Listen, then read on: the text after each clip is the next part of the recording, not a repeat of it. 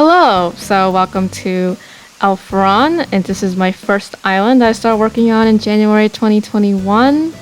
And so this is my blue airport, and this island is going to be mostly items from before 2.0 update because this is being recorded on the day of the update, and I'm going to be flattening the island and then restarting it with the 2.0 items. So this here is my map, and as you can see, I have an interesting set of villagers. I do have the normie dreamies of Marshall and Raymond, and also I think Poppy as well. I do have some lesser known villagers like Genji and Blair.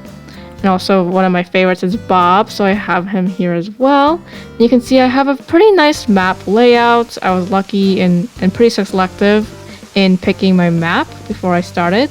And you can see here my flag, and the flag is actually the logo of the Dragon Prince TV show on Netflix. It's an animated series, and one of the writers was actually the head writer for Avatar: The Last Airbender as well. So if you're an Avatar fan, you might like the Dragon Prince.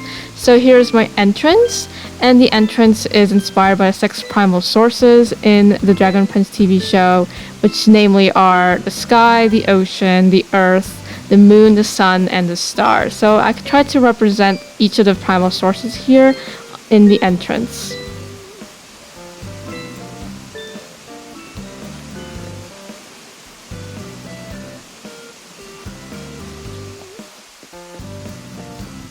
So let's cross the bridge here, and you can see Fang's house, which is basically set up like a bakery. And here is my house, which is kind of built to be like a castle using different elements.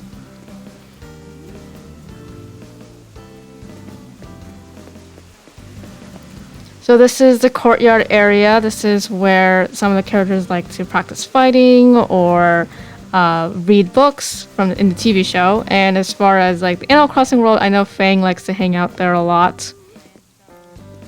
And this here is the bakery from the show.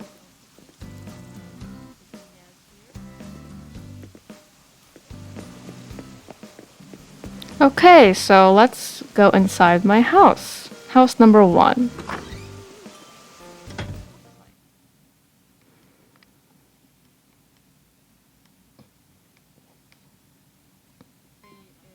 So the central room is actually modeled after the Catullus Castle library, and if you do compare it to the actual location, it's pretty similar. I did add the piano though, so that's my own personal touch.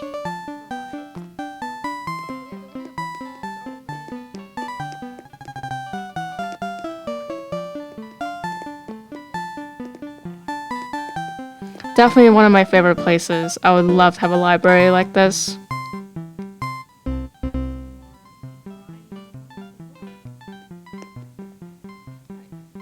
Alright, next room.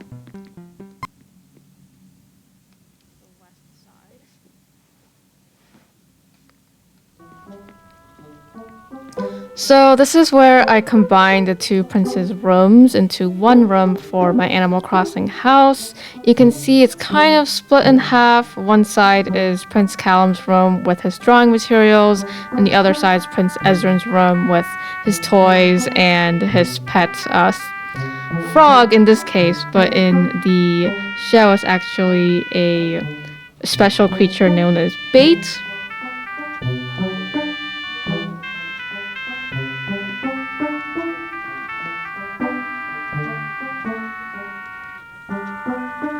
And Bait is a glow toad, not a frog. So, but the frog model is the closest I could get to getting a little bait for Ezrin.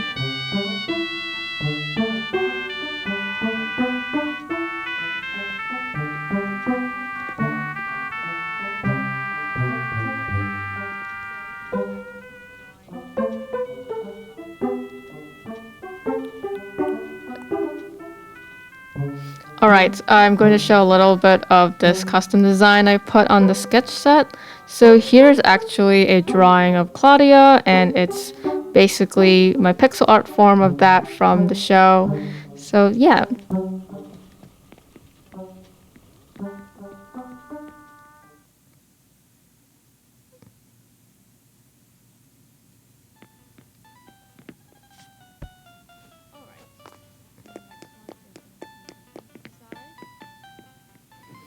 Alright, so our next room is where the High Mage's office is, and it's also the office of the King's Advisor, who also is the High Mage.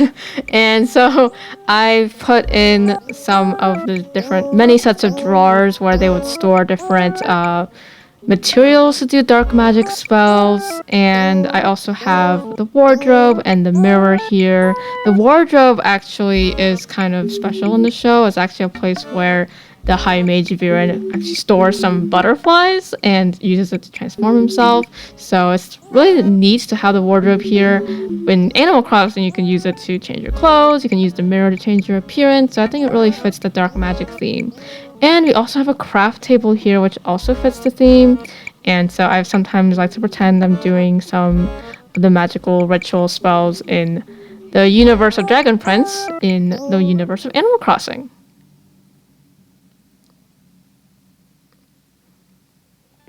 I do like to make clear, though, that in the world of Dragon Prince, dark magic is seen as or portrayed as a bad thing. There's a lot of debate among fans about whether it's bad or good, but it does require taking of life in order to make the spells work, whether it's animal life, plant life, or even sentient life. So I personally am against it, so just putting that out there as well to be clear. And here is the throne room. And this was before we had a throne object in the game, so I actually used one of the chairs here, the antique chair. And we also have a nice chess set here, and some beautiful plants. And I have the organs here to kind of dress up the room. It does kind of break the magic a little bit of the perspective and to change up the room perspective. Oh, and you see the 2.0 update, you can actually squeeze in little tiny spaces like that, which is really cool.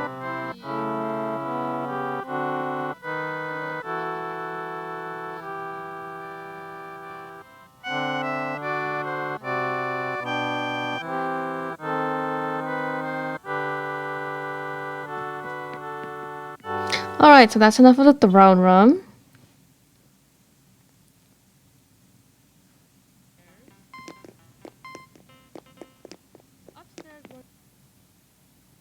Alright, so let's go upstairs, and the upstairs is actually going to be the king's bedroom. It's a very eclectic set. I know at this point we didn't have the elegant furniture set, so I used the imperial one. And I think actually the imperial one kind of fits better anyway, with the gold bedding and the bed frame setup as well.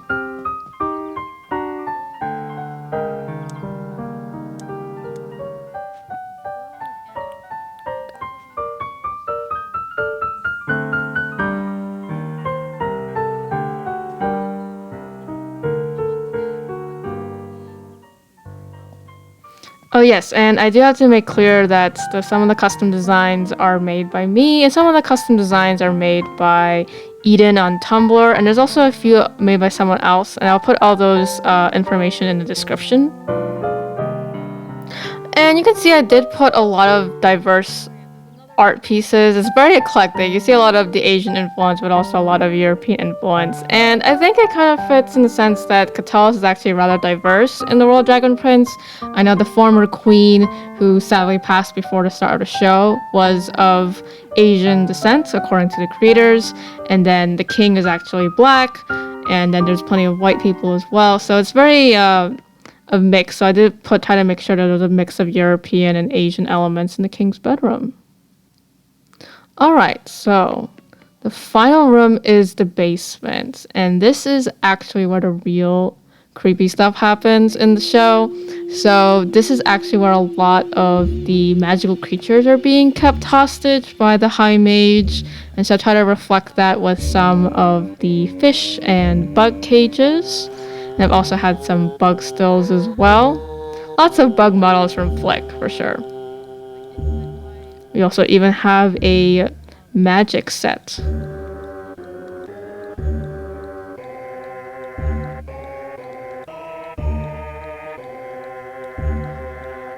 I try to keep it as spooky as possible. And I do put in some of the science-y kind of things here. I do feel like dark magic and science kind of go hand in hand as far as symbolism goes. That's my interpretation anyway. I know with a lot of scientific pursuits, it requires animal testing, requires a certain bit of callousness in order to advance human society, and I think dark magic is kind of used in that same way.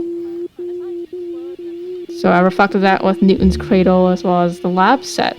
And here is the dragon egg, which is very important in the show. And we also have the magic coins, which are also in the show.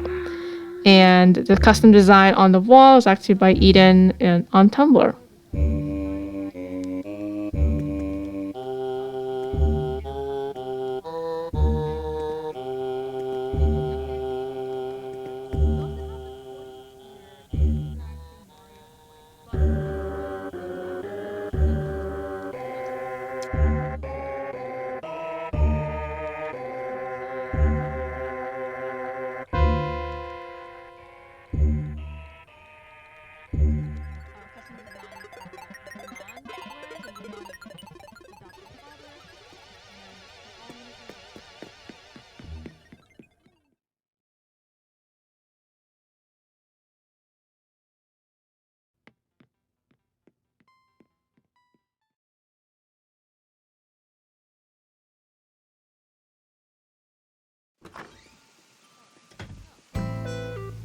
Okay, so we've toured the first house. Let's move on. So we're going to be heading towards Abel's. And there's a little mini village set up here. I try to make it reflect the different houses in Catullus.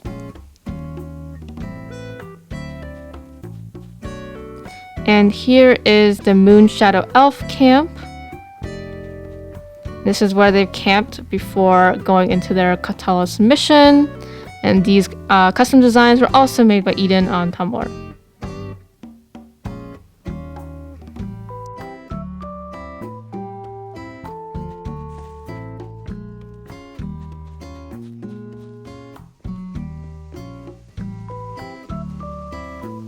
And the next location, you could kind of see it from the elf camp, but this is the memorial site for Catullus where they honor the dead royals. So here is the funeral pyre, and this is the memorial for the queen.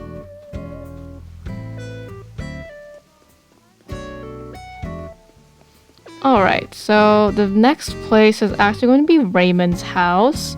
And Raymonds House also doubles as the Royal Winter Lodge, where the royal family would actually stay during the winter time and have fun in the snow. So that's represented by the snowman here. And these are some dogs here who are trying to help find the princes because the princes are missing. So they sent hunting dogs to kind of look for them. They look very adorable.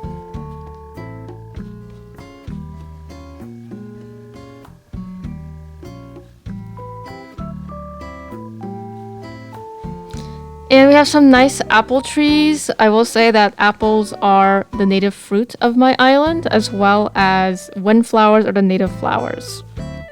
And here is a picnic site where the princes were actually hanging out with a new elf friend. And here I'm playing with the Thunderball. I forgot what it's called, but it's actually used to represent the Sky Primal Stone that Prince Callum uses. And a little detour backwards, this is actually supposed to represent one of the tallest mountains in Zadia, which is the world where this story takes place. And this is where one of the magicians goes to try to find the princes using a dark magic spell from the highest mountain. So the candle represents that as well. And there's Blair in the background. Hi, Blair. Alright, oh, there's Poppy thinking about something, but I'll just ignore her for now and continue the tour. So this is supposed to be an ice rink. It looks the best during the winter time, but this is where they were carrying the egg, and the egg actually ended up getting damaged and no longer lights up. So I'm gonna keep the egg turned off. And then to the next Catullus village, which is a snowy fishing village. And here we can have the snowman again, because representing how this place is normally snowy. And again, this place looks the best during the winter. So this is Marshall's house and Poppy's house in the back and Blair's house as well to the side. And here is the central piece of the town, which is to represent the fishing industry of the town. This is Blair's beautiful, like, botany area. And we also have Marshall's little fruit bakery. And this is where Nook's Cranny is.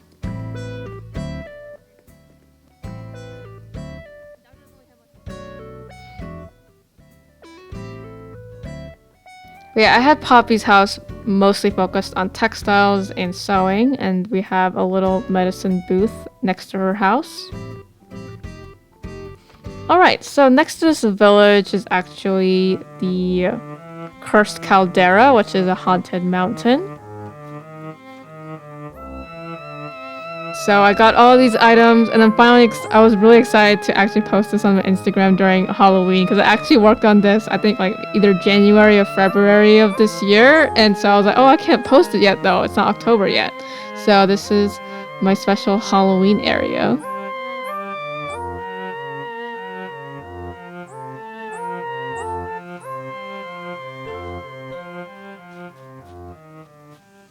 Alright, and then we're at the Moon Nexus area.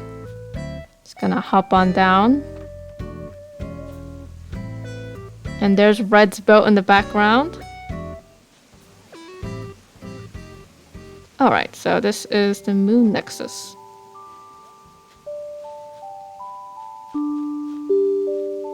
So in the Dragon Prince show, the Moon Nexus is where the moon actually reflects on a pool of water, and I try to emulate that as best as possible. And it's also where the Moon Shadow Elves would actually call back the ghosts of the dead, and they would actually interact with them in the old times when they had access to this location. So I try to represent that with the photos of my past villagers that I still miss. I know Bam and Canberra were my starters, and they've since moved out, and I've since had other different villagers. I know Lucha was one of my firsts as well. I remember Dottie and Gail, Bianca. Kits was actually one of the first three plot villagers too. So yeah, I still miss them.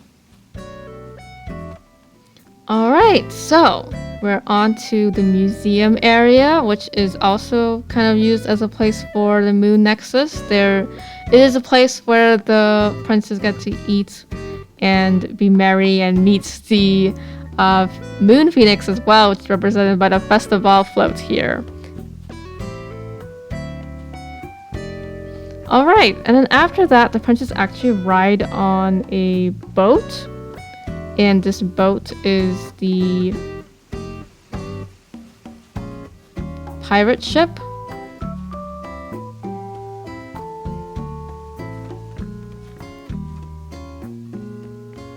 So this build was actually a smaller version of another build I saw on Tumblr, and I'll credit them on my description.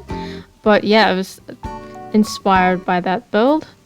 And then next is another Catullus village, and we can see this is actually Bob and Felicity's houses.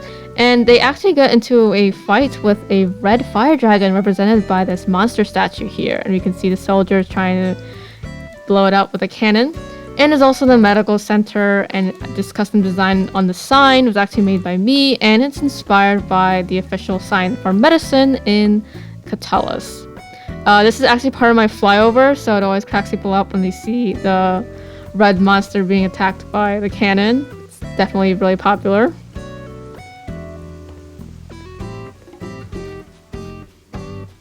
Alright, so this next place is actually inspired by a scene in the show when Callum, after he uses dark magic, before then he's actually just been using just primal magic. So he's been using the Sky Primal Stone to do Sky Primal magic. But because of circumstances, he ended up using dark magic for this one moment, and then he gets sick. And during his sickness, he gets nightmares and weird visions and stuff. So this place kind of represents that. You can see the symbols for dark magic and the Sky Primal here. And there's Bob doing his zoomies. He's the one villager that does zoomies all the time. And fun fact about Bob, he was actually one of the first villagers that was designed for the game. And his birthday is January 1st. So I really, really like Bob. And there's Vivian in the back reading. Alright, so detouring back to Fang's house, but going towards the front. And these are the festival flags that represent each of the 5 human kingdoms in the Dragon Prince world. And this is actually going to be the location where the 5 monarchs actually meet up to discuss things. So this is the Pentarchy meeting place. And this is actually one of my first extensive builds that I made. And I'm really proud of it still. And this was before we had the gazebos and stuff. And the classical style columns. Definitely learning to make do with what we've got was definitely an interesting challenge for me. And I kind of miss that we're not going to have that as much. But I'm pretty sure we'll find ways to use items in a creative sense, even with the 2.0 items. Alright, so this here is the border fortress, and this custom design was actually made by me. So I think this is one of the first custom design outfits that I made.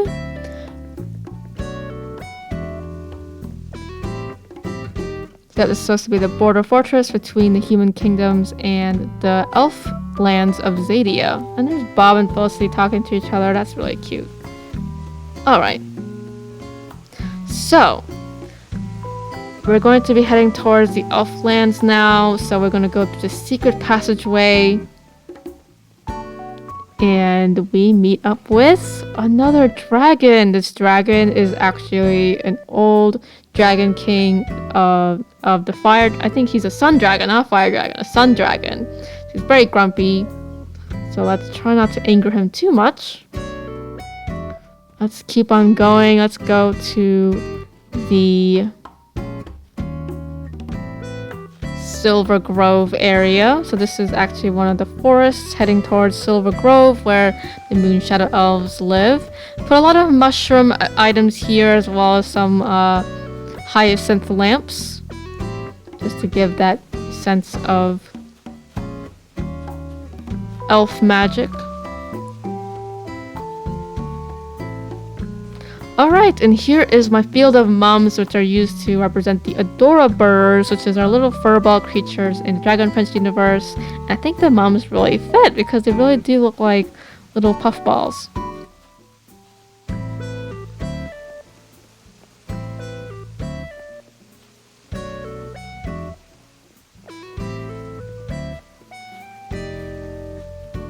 And then here is actually Silver Grove, which we kind of passed through a little bit. It's a winding road. And we have Genji's and Zucker's homes here. This is another custom design by me of Ethari's outfit. And then that custom design off to the corner is actually made by Eden on Tumblr. And we also have a crafting table here as well. And this is actually because Ethari is a very skilled craftsman. So this is why we have the craft table. And I really enjoyed doing the waterfalls. And one of my favorite things was actually terraforming around Zucker's house. It really creates a nice frame for the house. Alright.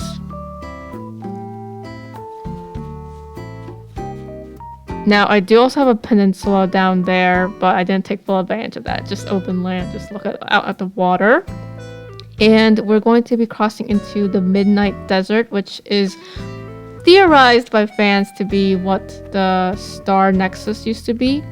So this is a campsite where the princes also camped with a new friend they met named Nyx, and this is a custom design based on Nyx's outfit in the show. And Nyx is a skywing elf with wings.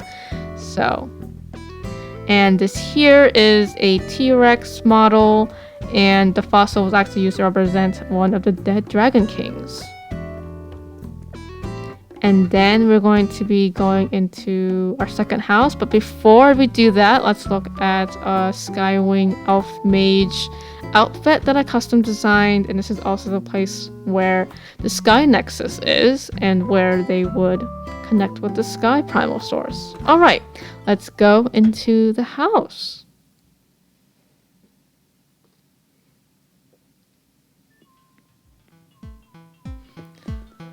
Alright, so we see two beautiful custom designs. They're both the same design, and it's actually to represent the guard uniform. They're there to protect the egg.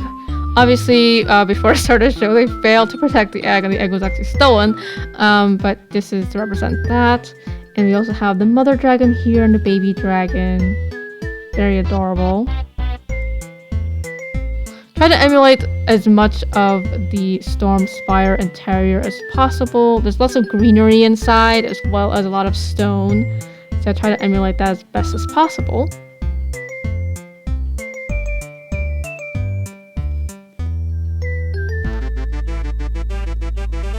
Alright, so let's go into the first room.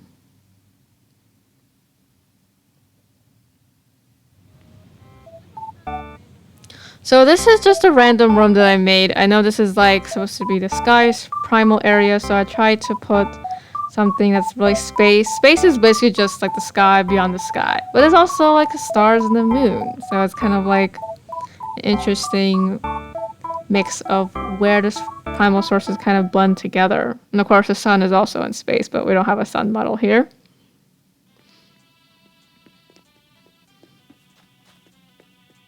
The next room is actually closer to what's on the show, and it's another representation of Sky Nexus. There's some stone items here.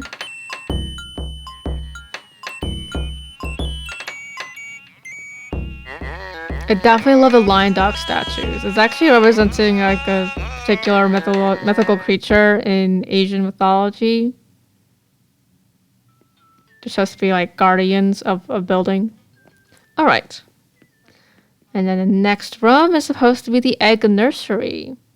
So this is also just a creative interpretation of where the egg was. In reality, the egg was actually just in a nest with the dragon queen. Nothing too crazy. But I decided to make a cute little kid core room basically with lots of egg items. And also a cloud maker as well from one of the new Sanrio items.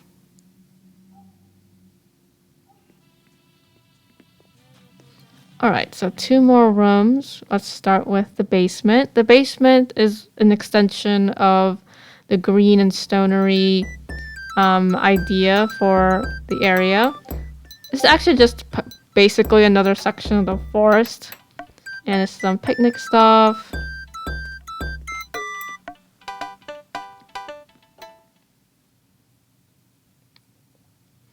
And then the last room is a bit of a spoiler Easter egg kind of thing. This is actually the room of the character that my villager is actually cosplaying as. So I'm cosplaying as Erebos, and this is where Erebos lives. This design is actually by Eden on Tumblr. And so this is his room where he is trapped. So he's trapped in some kind of mirror dimension, and his room basically looks like this. Lots of white furniture. I added the bed area because I don't know where this elf sleeps, but really all you can see in the mirror is just the white bookcases. And there's a place where he also does dark magic. This elf is a bit of a maverick. He does all 6 elemental magics, but he also does dark magic. And he is potentially the person that taught dark magic to the humans. So definitely not a great guy. So that's obviously why he's been imprisoned inside the mirror dimension. But he's been trying to get out.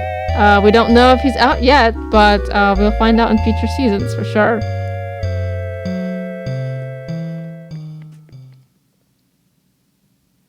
Alright, so that's it for the second house.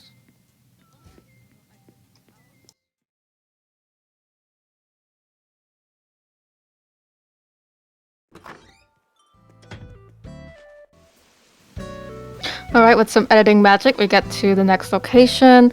This is another area of the border between the human kingdoms and Zadia.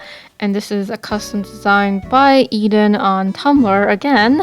And this is going to be the place where the queen actually passed away doing an important mission. And then another editing magic, we're gonna go and check out the beaches. So this is a beach farm area that I built. And right next to that is a harmonious area. So I use some of the Kerokerogepi items as well as some of the bamboo items. And then, that was a really quick edit. So this is the Sunfire Elf Kingdom location. So this is actually supposed to be a build of Lux Aria. It's kind of hard to see, but yep, there's me squeezing in between the doll houses here. And then this is another beach area. Definitely collected a lot of gold roses for this area. Because gold is the color of Lux Aria. Lux Aria actually literally means golden light, so lots of gold items. Very excited that 2.0 is adding even more gold items. And then this is just a mini beach area. And you can see there's Captain waiting by the pier. I'm gonna have to clear this pier after I finish doing this tour video, just so I can go on the Captain boat ride. And then let's go up. These two designs are actually made by me. One of them is the armor of Princess Janai, and the other one is the gown of Queen Khessa. And both of these women are actually sisters.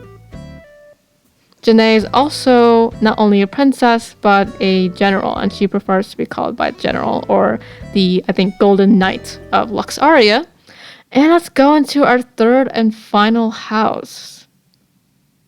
So most of the rooms in this house are inspired by different Sunfire Elf cultural elements, but this area is actually supposed to be a desert oasis, an expansion of that idea that's actually in the Midnight Desert. And then this first room is just a spa room. Very cozy, very spa-like. Lots of yellow. Definitely would love to relax here.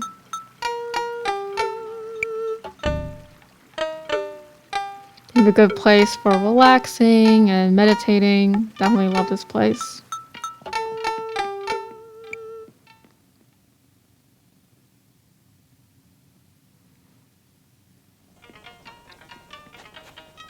And this other room is also not quite connected to lore either. It's just a general forest room, as you'll see soon.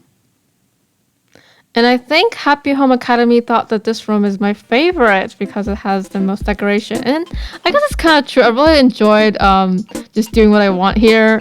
I put a lot of like woodsy elements here. Lots of terrariums and hanging terrariums.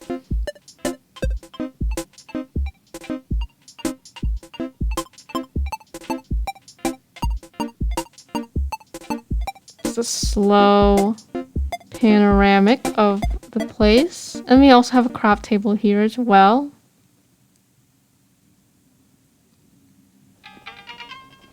Now the next room is a little more connected to lore. It's just an eclectic room with mostly Egyptian elements, and that's mostly because the Sunfire Elf culture is clearly inspired by African culture, so I try to put that in this room.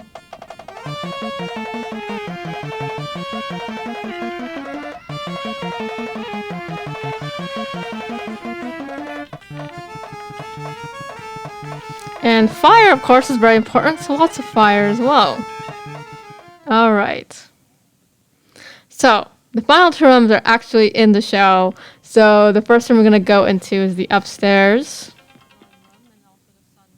I think I combined the throne room and the sun nexus together. You can see the seat where Khessa would sit. And we do have more throne options now, but I think I wouldn't switch the golden chair for anything. I think it's perfect. We have the dung beetle holding up the sun, as well as the golden exercise ball. And some sphinxes as well.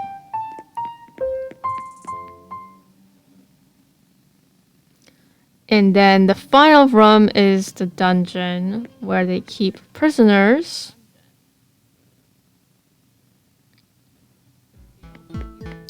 So the Sunfire Elf Kingdom dungeon is actually basically a lava and fire place. There's like a wall of fire surrounding the prisoner. So this is actually where General Amaya, the aunt of the princes, was actually captured and kept inside here. Alright, so that's it for this last house. And then the only thing that's really left to check out is some beach areas.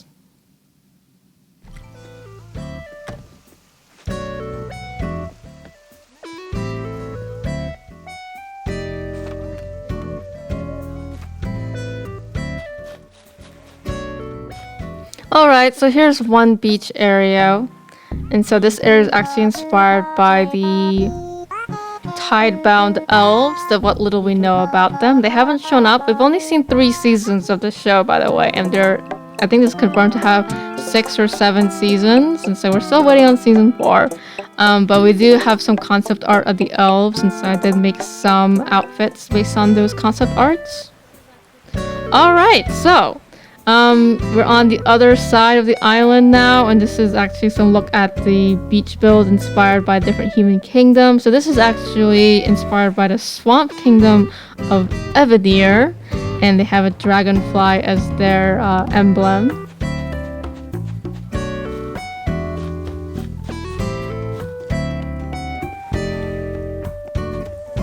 Alright, and this next place is Delbar, which is known for its snowy and rocky terrain. So put a lot of ice furniture here to represent how cold it is.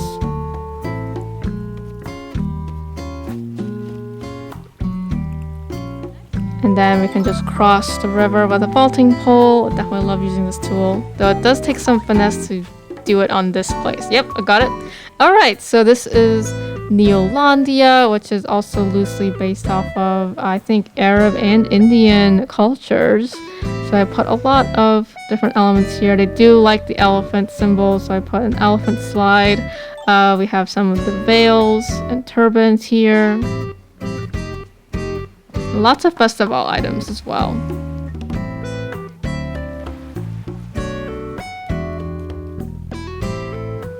And then, last but not least, is the kingdom of Durin, which is actually the breadbasket of the human kingdom. So they do go through a rough patch, and prior to the start of the series, and so that's actually one of the reasons why the humans, the queen of Catullus, as well as the queens of Durin, had to sacrifice their lives for the humans. So you can kind of see different food-related stuff. So yeah, that's it for the Elfaron tour. And now we're going to start what it looks like at nighttime.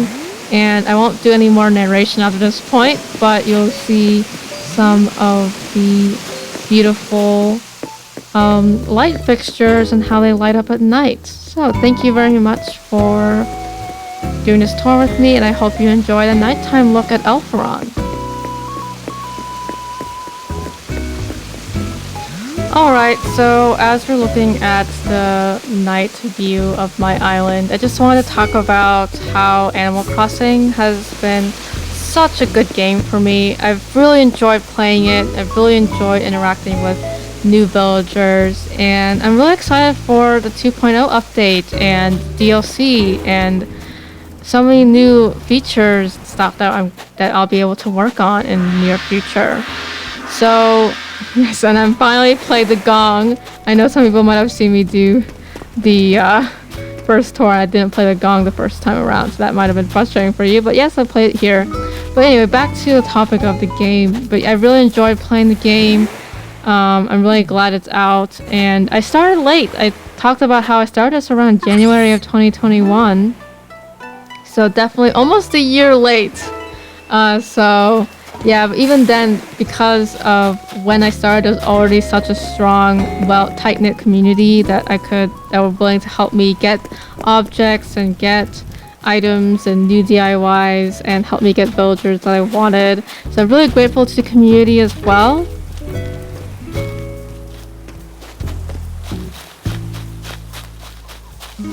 So So my thoughts for the future of Elfaron is that I will be flattening everything. So everything that you see, at least on the outside, is going to be completely gone and flattened. And I will be restarting with a theme that's more closer to my heritage. There's going to be some Korean folklore, mythology influence, as well as some Chinese and Japanese as well. And hopefully with the new items as well as the new house customization options, I'll be able to get closer to that idea. I do know that we'll be able to customize villager house exteriors as well. I don't think I'll go too overboard on that though, even if I get to that, unlock that feature with the DLC, because I do like keeping the villagers' personalities intact and their own sense of design and self, so I don't want to change it too much. But I will be switching out villagers. So as you may know, 2.0 has released a lot of new villagers, I think 16 or 15 in total. And so I'm going to be adding some of them here. Ione, Shino, Tiancheng. So they'll be joining my island. And I'll also be switching up some other villagers as well to better match my theme. And I also think that I want to learn some reactions from the villagers I don't have. I don't think I have a sisterly type on my island, at least for a very long time. So hopefully I'll add one to Elfaron 2.0, and so I can learn some sisterly reactions as well.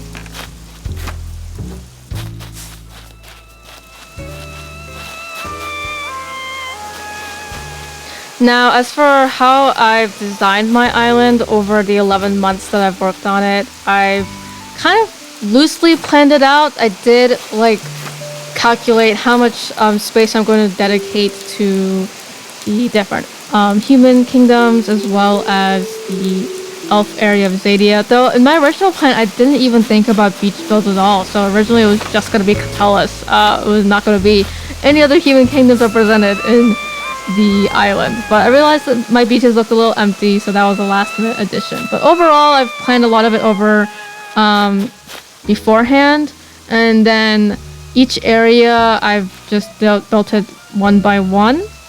So I think I started with just the entrance and then moved on from there with my house and the different Catullus villages, and then the Halloween forest, and then the museum build. It was some trial and error, of course, though. I mean, it's the difference between planning it out on paper or on the island planner and doing it actually on the island. And it's going to be interesting doing a whole new island that's not really based on any kind of franchise like Dragon Prince or some other theme. It's just going to be very loosely based on my own heritage. And so it's going to be a little more difficult, I think, for me to plan out which area is going to be what. But I do have some ideas. I'm already thinking of some ideas right now, but I'll show them later.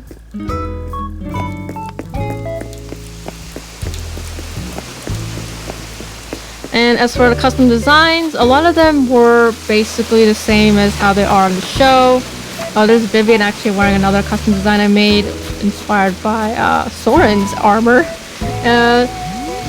But for clothing stuff, it's like, it was really interesting. I often would actually put in images onto AC patterns and then get the color palette from AC patterns and then make my own design on the design app here on the game. So yeah. It definitely takes a lot of practice. I think starting with simpler designs is the best way, and then moving from there. Another trick too is just like picking the right clothing option that would best do what you're trying to do. So some things I've used coats, I've used dresses for some, I've used shirts for some. So it really depends on what you're trying to go for. Oh yeah, and also another thing is I used a lot of feedback. I'm pretty connected with the Animal Crossing community. There's many Discord servers, there's Twitter, Instagram. So asking for connecting with people through those social medias, and then asking for like, hey, what do you think about this new build? How do I fix it? And those are all good ways of having good designs.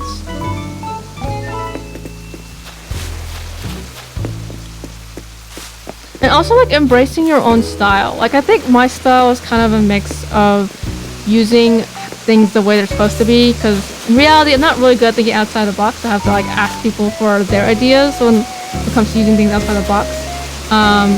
And I'm also really good at like just using what's already there, like natural stuff. So I like doing terraforming. I like using the paths that are already on the game. So I haven't actually made a lot of custom paths because I used so much of my custom design slots for different signs and symbols.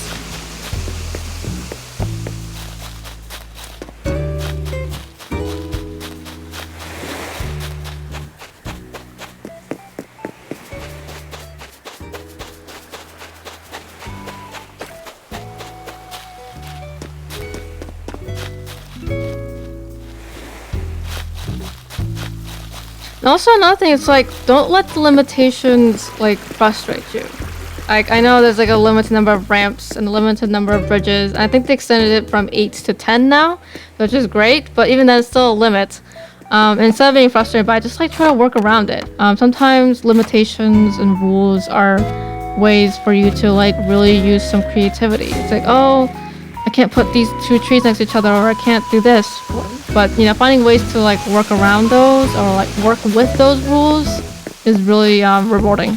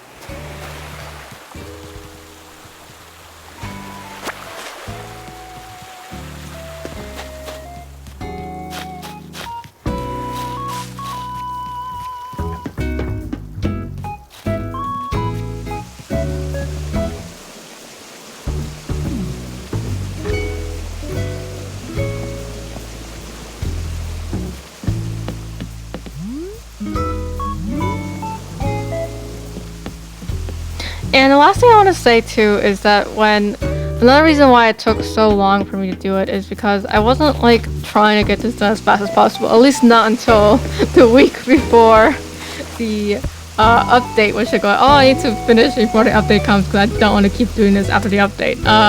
But before that, I was kind of taking things slow and really taking time to enjoy the other aspects of the game, like interacting with villagers and like talking with NPCs and doing the different events. It's just a lot of fun just playing Animal Crossing the way it's supposed to be played, but also like enjoying the design elements of it as well. So thank you very much for watching my video and watching the tour, and I hope you enjoy the DLC and the 2.0 items as much as I plan to enjoy them. And see you later. Bye!